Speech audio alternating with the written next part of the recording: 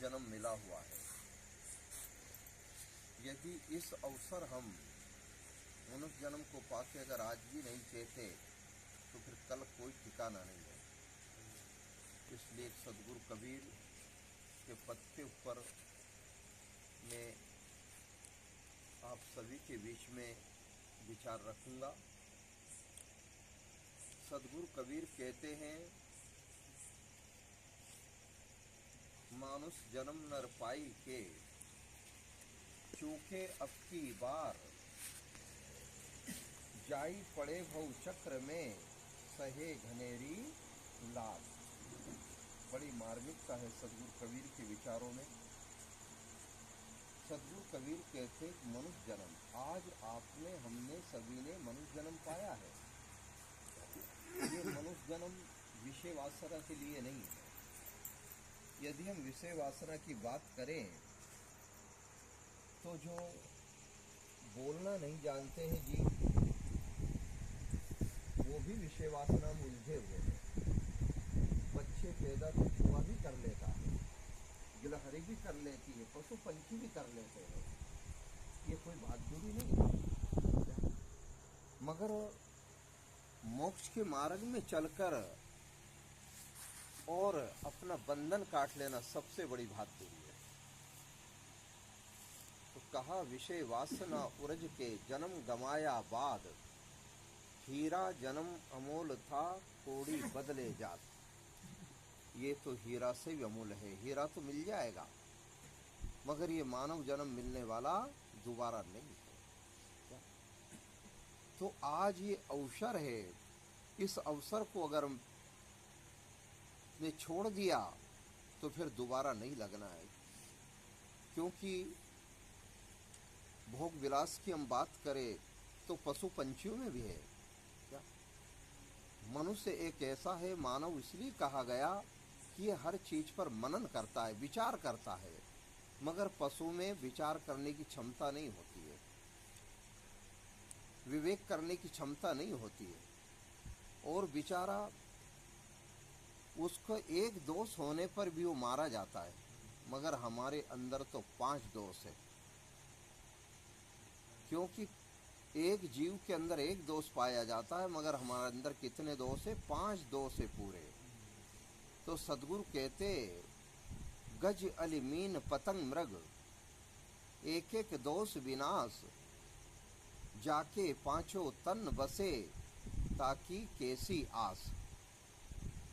सदगुरु हमें उपदेश करते, समझाते हैं। आज हाथी देखिए आप, गज, हाथी को गज कहते हैं। जब वो जहाँ हाथी का पड़ाव होता है वहाँ हाथी को पकड़ने वाले जो ठेकेदार है, हाथी को बेचने वाले, वे गड्ढा खोद देते हैं। वो गहरा गड्ढा खोद करके और उसके ऊपर लकड़ी की छल्लियाँ बिछाई जाती है और उसके ऊपर है जो पत्ते डाल दिए जाते। एक नकली हथनी कागज की बनाकर तैयार की जाती है और उस हथनी का स्पर्श करने के लिए वो हाथी जाता है और उस गड्ढे में गिर जाता है। क्योंकि वो इतना कामातुर हो जाता है कि उसे बेचारे को ज्ञान ही नहीं है। वो तो ज्ञान नहीं होने की वजह से गिरा है, ये मानो आप क्या। मगर हमें तो ज्ञान है कि किसी भी माता बहन के साथ कोई गलत काम कर देंगे, जेल जाना पड़ेगा, बदनाम होगी और हम कहीं के भी नहीं रहेंगे। मगर जब वो है जो कई दिनों तक उस गड्ढे में भूखा प्यासा रहता है और वही हाथी पकड़ने वाले जाते, पले हाथी के सहयोग से उसको अपने ट्रक में चढ़ा करके और लेके आते, देखते हैं आप, वो जीवन भर है जो एक विषय में जीवन भर अंकुश खाता है और आखिरी टाइम अंकुश खाते खाते अपने प्राण को तज देता है। कितना बड़ा, वो तो एक विषय में मारा गया। तो सदगुरु कहते गज अली, अली कहते भंवरा को। भंवरा जब फूल में सुगंध लेने आता है, रस लेने आता है, तो वो है जो सुगंध लेता है तो इतना मुग्ध हो जाता है, शाम होते से फूल बंद हो जाता है और उसी में वो है जो बंद होता है। जब आप जानते हो 4 बजे से है जो भगत लोग आने लगते हैं और उस फूल को तोड़ा जाता है और सुई मारी जाती है तो भंवरा के आर पार हो जाती है वो सुई। और एक विषय में भंवरा मारा गया। गज अली मीन मछली आप देखते हो कि लोग एक टेढ़ा कांटा होता, हमारी तरफ बालिया कहते हैं उसे, कांटा भी कहते हैं। तो उस कांटा में है जो खाने की चीज लगा दी जाती है और वो जैसे ही मछली खाने के स्वाद के लिए आती है और उसमें जैसे ही मुंह लगाती है और खाने की इच्छा जाहिर करती है वो, और उसी में फंस जाती है।